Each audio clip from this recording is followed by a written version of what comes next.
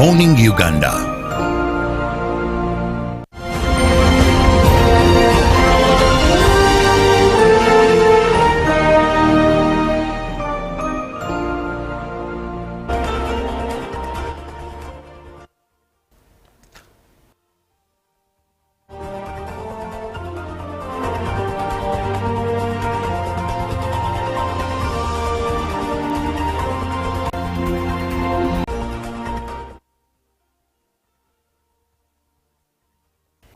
Good morning, Uganda. Thank you so much for watching UBC TV this morning. We come to you live from the Nile Avenue and welcome back from the business desk with Robert Chirabo Nyonyintono. It's time for the agenda. My name is Julie F. Nantaba.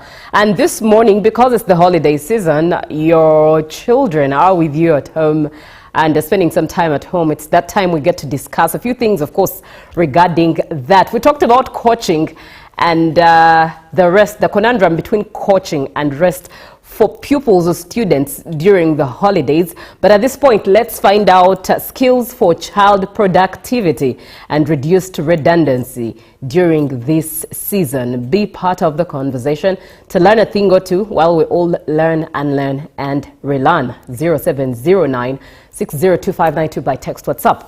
In studio with me is Catherine Batillo, the team leader at Cosmos Uganda, an organization that provides humanitarian aid and capacity building as well as livelihood programs for communities. Have a question, have an opinion, have something to share, an experience.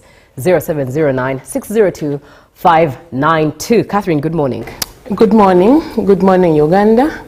Good morning, UBC people. I'm happy again being here, and always I'm happy pleasure speaking to the children, to the public. Indeed, always a pleasure having you. Yeah. And looking forward to learning a lot from you this morning. Now, given the holiday season that it is, how would you describe the importance of holiday periods in shaping a child's productivity and life skills? Well, holiday is one of the most interesting periods in the lives of children, but also the most stressing period for parents. True. Because most of our parents work. Most of these parents either in the informal sector or the formal sector. So now in this kind of environment, the parent is left with no option of either leaving these children with a maid, with relatives, or for coaching. That's why you've talked about coaching. So now how are these children kept safe?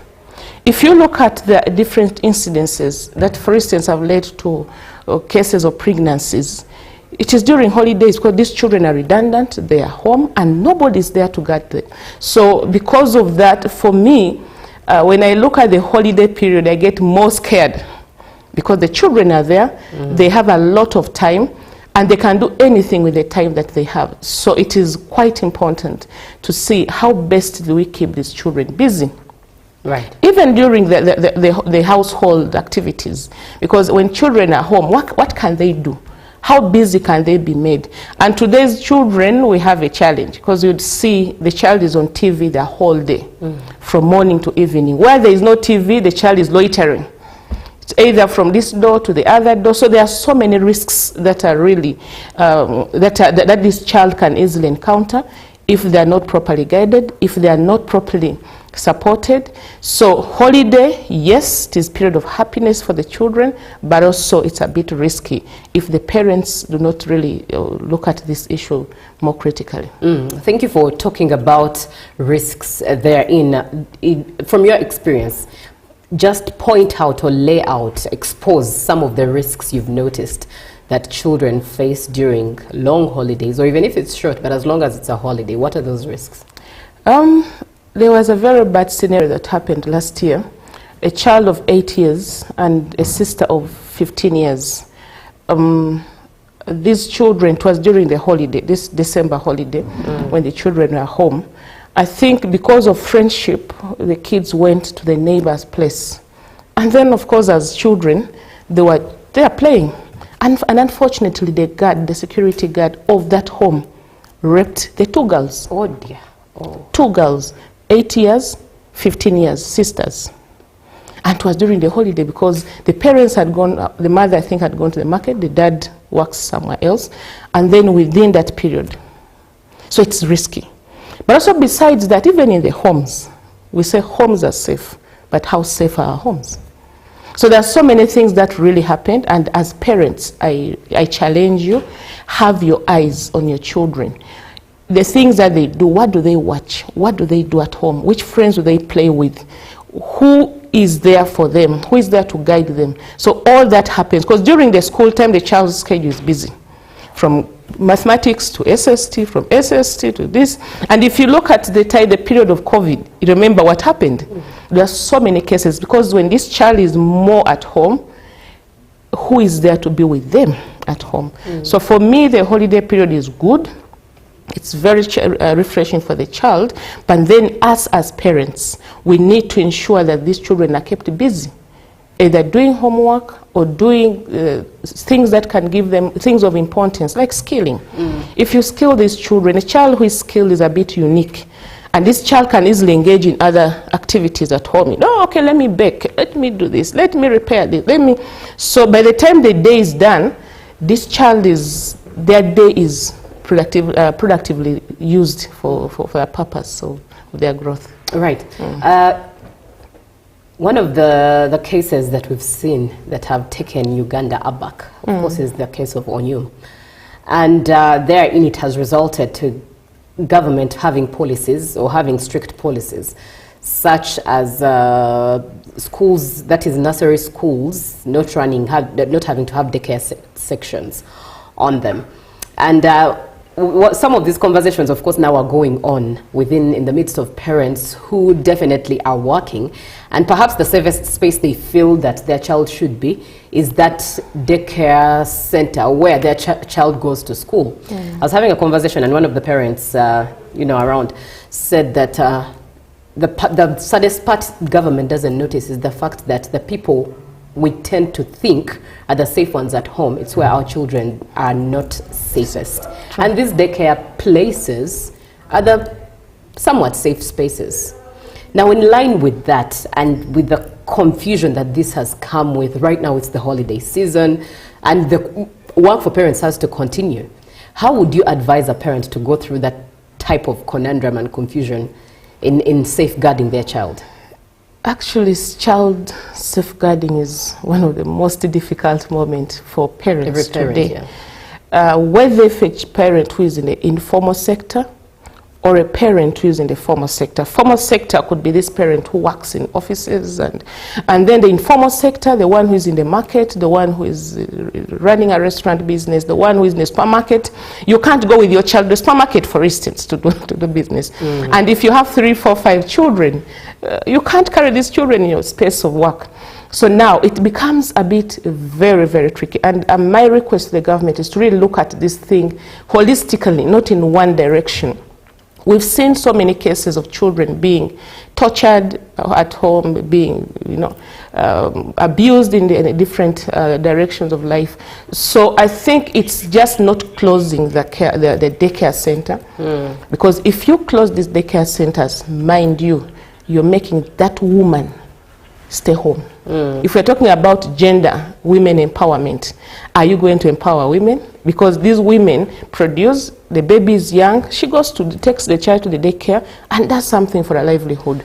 But now, if we say that there are no daycares, just know that there are going to be several mothers, several women going to be home. Because it's a reason for this man to say, no, don't go to work. My child is young, my child is this, so nobody's there to take care of the child. Please remain home. Their impacts, we are going to see effects of gender-based violence, because today, if a woman doesn't work, we've seen the causes of GBV. One of it is the economic issue. So now, if these women are remaining home to take care of the children, it's a good thing. But then what happens to the other side of the life? The basket would be one, this man. Are we not going to see so many cases of gender-based violence? Are we not going to see now men actually becoming more mad, because now the responsibilities are so many. Today life is hard, cost of living is becoming so high, and now it is one person working. Because the mother can't go to work because she has nowhere to keep the children. So she's forced to stay at home. So my plea would be that everywhere there is a risk, but we should look at the case of Okello, and maybe how best can we prevent it in the near future. issues of inspecting these schools. You should intensify inspections instead of just closing. Inspect the schools regularly. Look at the school qualifications. What are those things that must be in place for these children to be safe, rather than just closing up these centers. Right. Good morning, Uganda. It is. We are looking at skills for child productivity and reduced redundancy, especially during this season, the holiday season that is. And we're having this conversation with Catherine Batillo, the team lead at Cosmos Uganda, an organization that provides humanitarian aid, capacity building, and livelihood programs for communities. Be part of the conversation. 0709-602-592 by text, WhatsApp, and share your opinion, your question, and what your experience has been. Now, Catherine, let's look at skilling.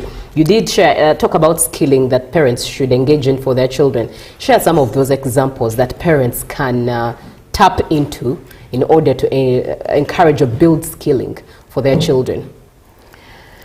Yeah, well, there are quite a number of skills that parents can really engage in. Now, as Cosmos, our initial foundation is when we started as an organization, we came up with the skills programs to support: 1, easy access; 2, affordability; 3, more relevant skills that can help our children. Being an organization, the language is quite easier to put it up there to say, yes, you have a challenge with the economy is bad, but you can bring your child at a center, which it's a very, very low cost to support you. Get your child skilled. So there are quite a number of skills that children can get, and during the holidays. For instance, we have packages that we do during holidays, but also there are those that are regular programs, and then we have the in-school programs. Now, the in-school programs are there to meet the children wherever they are, in the several schools where they are, and we integrate these programs with the normal school programs. So by the time this child is done with the other academic program, they also have a skill to get access to. But we also have these children who do not have access to some of these skills, because maybe their schools are not enrolled with us, maybe their schools haven't taken up these programs. They have an opportunity to enroll their children during the holidays. Now, the challenge that we are not everywhere yet, but we have at least some locations where we have centers that are running, that you can just walk in, bring your child. We assess this child's needs, and they get skilled. They come and stay 1, 2, 3 hours. They get back home. Because remember, this is holiday. They also need to be able to relax, do other things at home. So we skill them for a period of time. They get back home, and you're able to stay with your children. Just take us through the holiday packages and how you hold them. What is the criteria? How does one join? And how does one attend during the holidays? From what time to what time? Are there schedules? How does it work? Yeah, now our holiday programs run in 3 ways. We have those who are in long vacation, like the senior 6 vacists. We have senior 4 and P7s. Now, because they have a lot of time to be with us, so we have a program that they let's say senior 6 person enrolls from the start of their holiday until the time maybe when they get to join university. So that's between 9 months to 1 year. Someone is able to run a program. Then we also have those that we do, you come study for 3 weeks, let's say for 2 weeks, you go back to school. Then you come back during the other holiday. Okay, yes, yeah. You start from where you stopped until you finish a full package of a program. Because it's quite tricky to give a comprehensive program within the shortest time, unless it is just product-based program that you say, someone is coming to do baking. But also in a bakery, baking is a very broad course. So you say, okay, in baking, I'm going to do donuts and queen cakes. They do that. The next holiday, okay, we are going to do bread, and under bread, we are going to do this, this, this. So that by the time you've studied for me 1 year, they in different schedules. During this holiday, I've done this. The other holiday, I've done this. The other holiday, I've done this. By the time a child is spent 1 or 2 years, they have quite a variety of skill sets they've gotten in. And then also the schedules, we have mornings. A child can come and learn from morning to around midday, and they go back home. And then there are those who can come in the afternoon.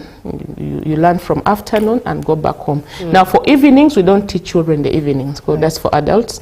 But at least from morning to midday, then from afternoon to about 4, a child is able to learn and go back. So it runs Monday, Wednesdays, Fridays, or Tuesdays, Thursdays, Saturdays. So you choose a period of convenience for your child, and they get skilled. That's very profound. Now, in your expertise and experience, at what age do you think a child should start garnering income-generating skills? Well, some of these skills, why a child should be skilled is not just for income, and they start. Yeah, because if, for instance, a child of 9 years, right. An example, a child of 9 years, it is good for them to know some bit of why we need to get money. Because if you see the Indian system, they engage their children in business even when they're very young. When you're negotiating, no, that money is at 9 years, at 8. That means it is a foundation that has built someone start understanding money as at that age. But that doesn't mean that this child should start now doing real business, that you know, I am going to do this, I am going to sell, but at least they know the math behind the calculation of money. Yeah. After even in school, they study about money. So this becomes a real life to say, okay, that 1,000, okay, if I have a donut, I made one packet of this. Oh, that 5,000 is what translates to this. So it's at that age that a child should be able to do. That's why we've introduced a program for primary schools, and our classes will start with a P4, the upper primary. P4, P5, P6, that's the class. Why do we need P4, P5, P6? That's the age between 8, 9, 10, 12. So at least by the time a child walks, their life is driven in a direction that they start understanding, okay, I know how to bake. At home, I help my mommy.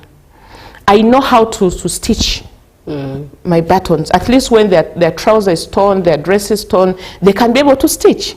Those days, they used to do a lot of, during school time, they teach you how to make baskets, how to mend your clothes, that was very important because the child is able to learn the basics. A child not putting on a torn dress because she doesn't know what to do, but at least if this child has known how to at least to stitch, they can be able to repair their own clothes.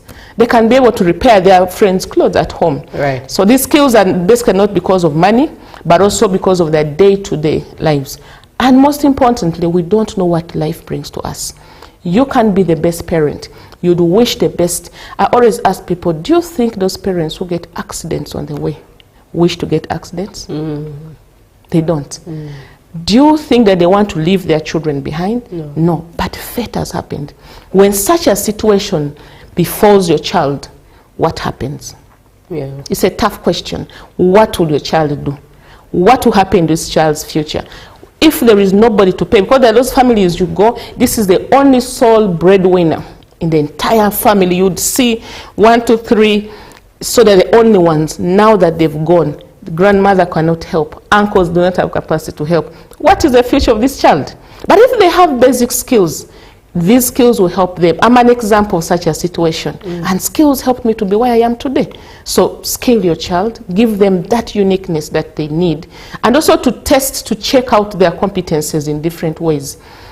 If you look at today's curriculum, the university upcoming curriculum, the CBC for the universities, few weeks ago I saw Gulu University launching the innovation component in the universities. Right. Now, for this child to be innovative, they must have the foundational skills.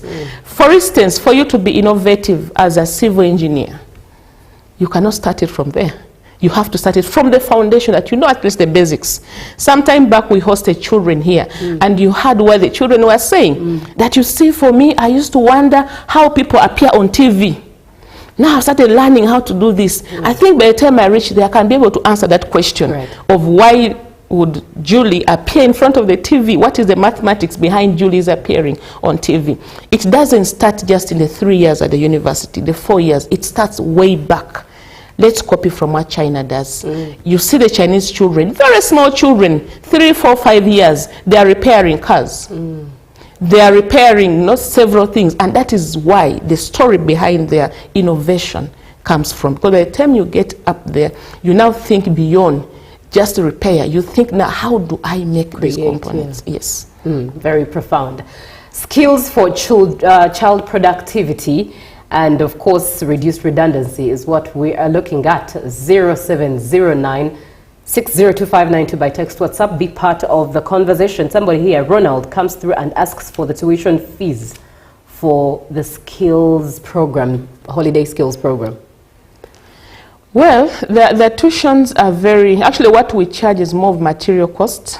Because for instance, if a child is doing baking, you know, it's you have to buy a lot of material. You know, there must be weight, there must be prestige, there must be, so our tuitions are between 100 to 200,000, depending on the course that the child is engaged in, because some of the courses don't really require a lot of programs, a lot of materials, but those that require a lot, so that money you give us is what we use to buy those materials, and this child is equipped. If it's baking, at least they can be able to make several products from that money, and then they get, so it's between 100 to 200, and also depending, like right now we have centers in Chisasi, that's in Kampala, just opposite Bahai temples.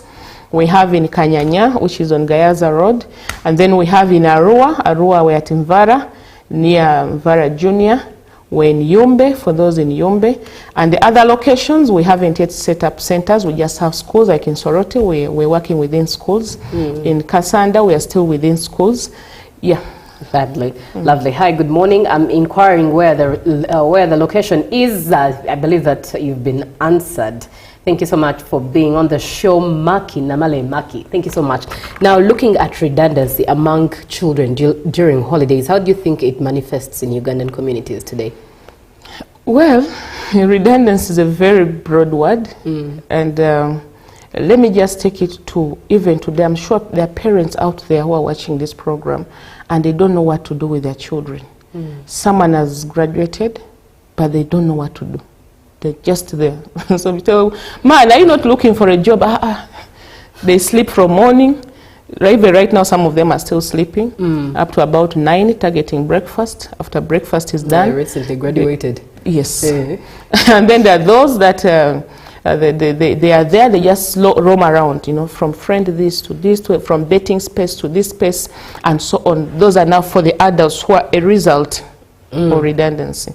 Now we also have the children who are just there, because redundancy is not just achieved in one day. It is a process that, you know, someone has been there every day, sleeps. Actually, that's what causes this challenge, that someone is just there not doing anything, and they're used to being like that. So there is no miracle you can expect such a person to start having to think creatively when they're old, because their brain has been used to that kind of environment. So now we are saying, no, let this child's brain be triggered to think beyond. Because if you have something, let's say even if a child just learns to mend, only mending clothes at home, gradually they can start thinking, oh, actually I can mend. Mommy, can I make you a dress? After mommy, I can even make for my younger brother a dress. The next thing, by that, my neighbors, me, I make clothes. Can I make for you? So by the time this child grows, they're able now to start thinking of their environment. Because for you to get work, you have to start from within the environment. That's true. So now, my neighbors, my friends, can you give me your birthday wear? I can make them. Then slowly you start seeing this child growing, coming out of the box, and then start thinking something creatively. The same thing to all the other sectors. If the child knows how to bake, you start seeing them. It's okay, can I bring at your shop my donuts? Can I? But a child cannot start thinking creatively if they have not been thinking creatively. So now for us to fight redundancy, this child has to grow with a culture of work. That's why the people you see, everyone you see today, the most successful people you see, when they tell you their stories, the stories are tied to working. The stories are tied to how they suffered. Me, hey, I used to sell this, you get it?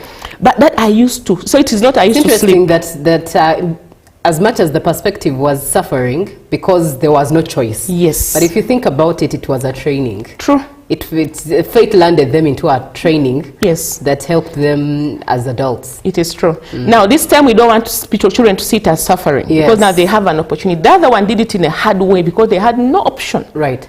The only option was to go and do it for someone in a very rudimental way, because they didn't even know how to do it.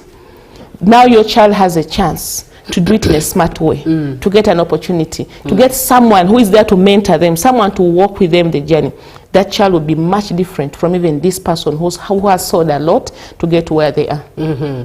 Now, if you still look at the organized way of helping children get skills training, how do you think vocational and life skills training can be adapted for younger children versus teenagers? Yes, now children, now for us how we run our programs is that the children, remember the nature of skills they require because of their age are quite different from the children, from the youth or the adolescents, and different from adults. For instance, if we are doing baking, an example, now because there are risks attached, the fire, there's all that. So when you're training a child, we don't train them like adults. The same thing to the other institutions out there. If you're providing these programs for children, just note that these children, the people you're handling, their brains have not developed. They will even not know. Some of them will even touch the fire. How is this oven? They've touched their hands and that. But an adult will never touch an oven. But a kid will. They want to know, hey, let's see this thing where we've done. Can I touch the bread? And it's hot. So it's a bit risky. Even the other things, even the needle, if you're teaching a child how to, for instance, to pedal on a sewing machine, we don't teach them the same way we teach adults. We pay a lot of attention and a lot of time in the pedaling component. If not, the child will hit their hand.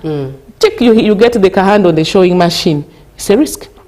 So we take a lot of time to teach them the risks, the safety, and so on, for this child to be able to know. So why we do that is because the child who is below 10, 12, 15 years, a child below 15 years is not the same as a child from 15 to 24. And the child and the youth of 24 to 30, they're again different. The way they think, the world has hit the other so much, they've not gotten jobs, their problems are different. The other one wants to get a skill to get job and they marry. This child doesn't even know that.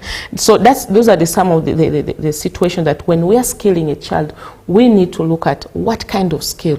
It might be the same, but under that skill, what must we select to give to this child to become relevant?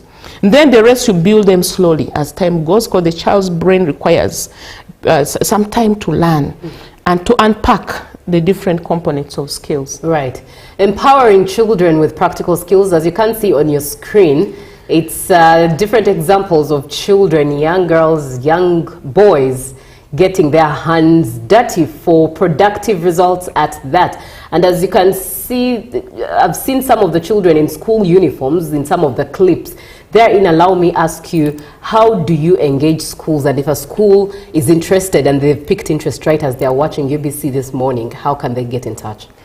Like the schools you're seeing, those are actually the girls who are working, those are from Yumbe district. And you know, Yumbe district has one of the biggest challenges been the issue of school dropout. Right. So we want to use the skills to keep these children in school.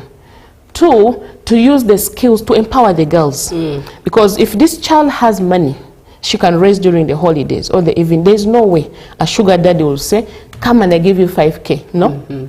This child will be able to support herself, to make us the 5K. She can buy pads, and we've gotten such stories, success stories.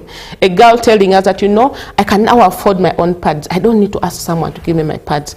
I can now, if I need a new skirt, I can buy my own skirt. I don't need someone to be able to buy for me that. So in that way, we're already promoting retention. Because if these children are skilled and they know what to do, and they can provide their basics. Many children, we've gone to rural settings, and they tell us, I have dropped out because my father could not buy me a book and a pen. Can you imagine? A book and a pen. Then a government facility, yes, but there are no books, no pens. This child cannot go to school. So now the child will tell you, Madam, thank you for coming.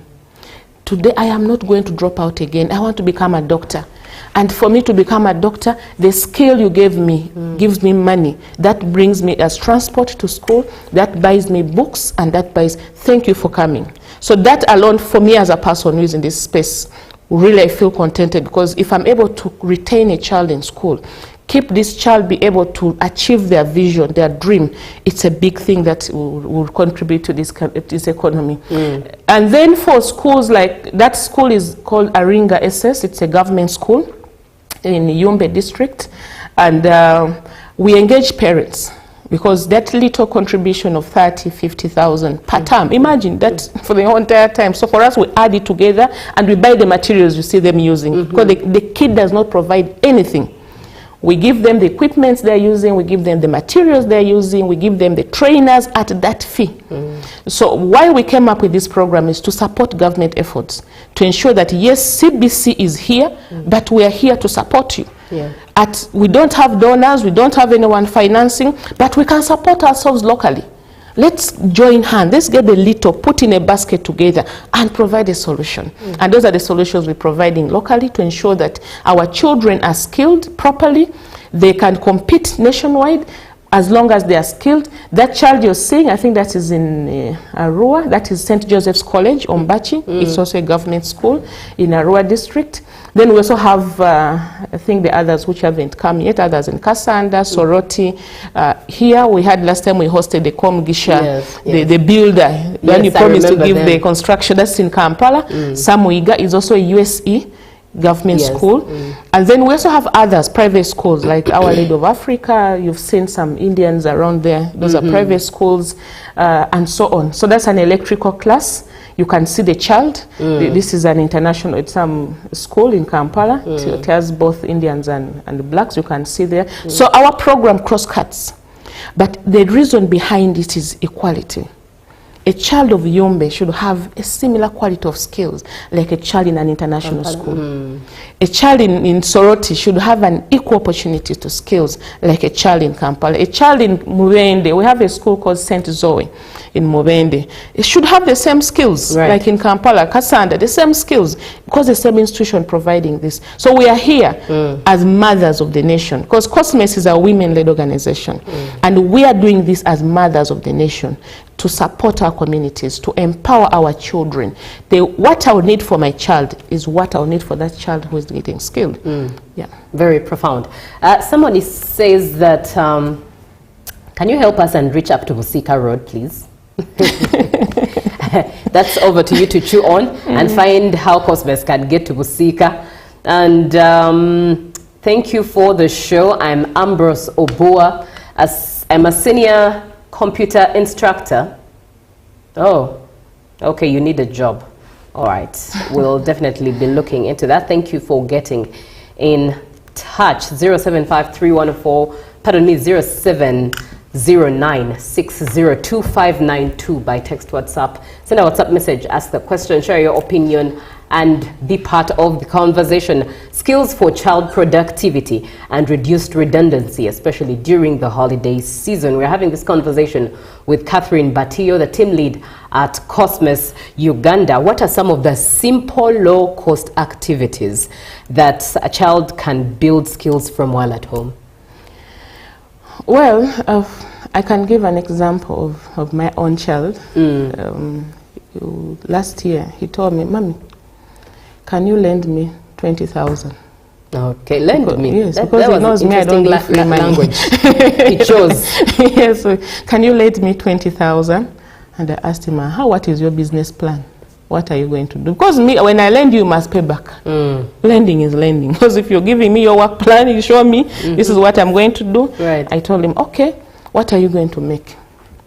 That I'm going to bake some donuts. Then I asked him, how many donuts are you going to bake with 20,000? He made his calculations and showed me. And I said, so how do we benefit? Because when I lend you this money, it's a loan. It's not for free. So how will the home benefit? And where else are you going to put this? Then he said, no, Mommy, actually, when I bake these donuts, we shall give some for home. You don't have to buy breakfast. Then I'll take the other one to the shop. Because we have a lady, a neighbor. She's called Mama Queen. I'm going to take Mama Queen this. I talked to her already. She's willing to sell for me. And I'm going to give her 6 at 2.5. Because he even did the research, the packets, these guys sell them at 2.5. At 2.5, yes. So the shops have profit of 500. 500, yeah. I said, okay, this is good. So I'm going to lend you, but I need my profits. So my profits were in returns. So whenever I go to work in the evening, I come back, say, what did the people eat? I check the younger ones. We ate. Okay, my profits are working. And he's also working. Now, 20,000 is enough capital to start a small work at home. 10,000 is enough capital, depending on the skill. Even 5,000 For instance, if your child has learned how to do tailoring and you have a clothes at home, instead of taking to the tailor out there, she can repair. You just need a needle. If you don't have a machine, you can start using the hands. If you have a sewing machine at home, you can put up that, buy a thread, your work is done.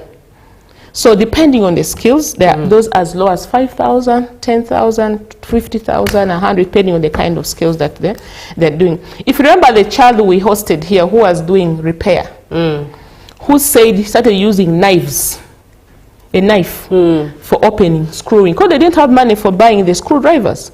They started with a knife, opened the flat iron, repaired the flat iron, it worked, and the customer paid him 10,000. Yeah.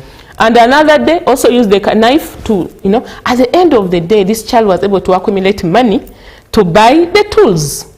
So some of these skills depends on what kind of skill the child has, and also what kind of repair service that they're going to provide within the communities. Right.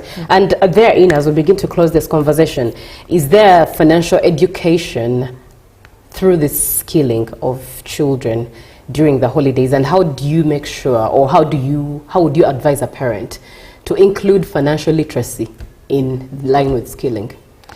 Yeah, it's very important to have financial literacy, because it's the foundation of business growth. If you don't have financial discipline, even if your business earns what kind of profits, that business will not sustain. That's why you even see people with so huge businesses, but then along the way, they're gone. It's because there is that aspect of financial management component. How do you manage your finances? When the little money we get, even as children, when they get this money, they're planning for ice cream, they're planning for, to go and buy toys, they're planning. So we teach them, no, this money you've gotten, if you had capital of 20,000, how do you pay yourself? If you want to buy ice cream, use your money you've paid yourself. If your profits are 5,000, you take 2,000, buy ice cream. You enjoy. And then they got 3K, add it on. Yes, you invest it. So that alone helps them to know that money is not something that you just really have to, because it grows slowly. And if you look at, I still refer to the Indian business strategy, they make little. But my friend, if you went back to see this businessman in the next 5 years, they are the bagagas of the child. Why? Because they have financial discipline. They know financial management, very critical. So for us as parents, how do we teach our children? Visitors come home, they give your child 1K, 2K, 5K. How do these children make use of? I've realized in my own house, I had a home line. First one, then the boy starts pushing me, Mommy, you need to buy another line. So I said, why do we need to buy another line? I realized the other line is the brother who is saving on that phone. Now for him, he also needed his number to be saving. So I said, why do you need this? No, Mommy, you see it is good, by the way. Sometimes they didn't tell me that they want to save there. So I said, okay, I am going to buy a second line. So I bought a second line. They told me, after I bought the Mommy, make sure you put mobile money on that number. And they pin only with me. I said, you want to take my money? That no, I want to start saving. Sometimes visitors come, uncles give me 1K, 2K, and I want to start a small business. And I said, okay. So I opened the line and I gave him. They said, do you know how much money my brother has? Because the brother is in boarding. I said, I don't. That boy doesn't eat all his pocket money. Every time he saves like 20K. Interesting. From his pocket money. And puts on the line. Now, what does this mean? We need to teach children. If you teach them how to manage money, they'll even not start putting under pressure to say, I need KFC over 100,000. Because any money you spend, you'll say, I think instead of KFC, instead of this spree, we can save it. It is good to take them for KFC, good. But do they know how to balance? Balance, yes. Not indeed. Every day. Say, Mommy, I want KFC every day. I want to go to Kaba. They start knowing that, they start appreciating your efforts as a mother. I've had a child recently in a group who told the mother that if the mother doesn't give him 2 million shillings, he's not going back to the school where they took him. Interesting. And they were saying, how? That because all the friends are having such amount of money. A child is saying because they don't know value of money. Indeed. If a child has known value for money, they will not give you those conditions. So ask, how does mommy earn? Surely, indeed. How does daddy earn? Why should I tell mommy to give me 1,500,000, 200,000 when they actually don't have that money? Indeed. So teach your children how to manage resources. their resources. That's very true. And on that note, someone says, how do we get in touch? Please, I have a child, I want to bring them a practical skill, give them practical skills, please guide me. On that note, what are the numbers that can be reached? The numbers we have, just a minute. I do have some here. Yeah. There's 0752 078983. Number to call, 0752 078983. Call and get in touch as to how you can interact with Cosmos Uganda with Catherine Batillo, just so your child can get a skilling during the holidays, but also if it's a school, your school can have that value addition for the parents that pay that school fees.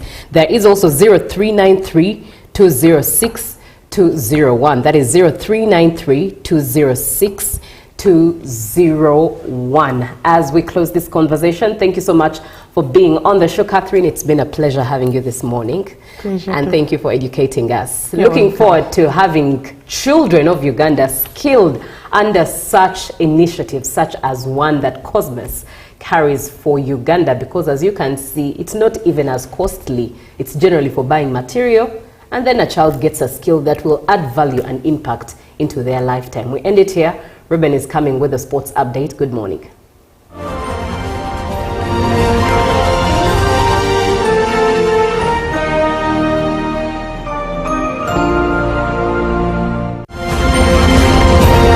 Live from UBC Studios in Kampala, this is Good Morning Uganda. I know what Uganda needs. When General Caleb Akantwanaho retired, Salim Saleh presented his long, detailed analysis of Uganda's economy and structured recommendations for improvement in the form of the Third National Development Plan, NDP.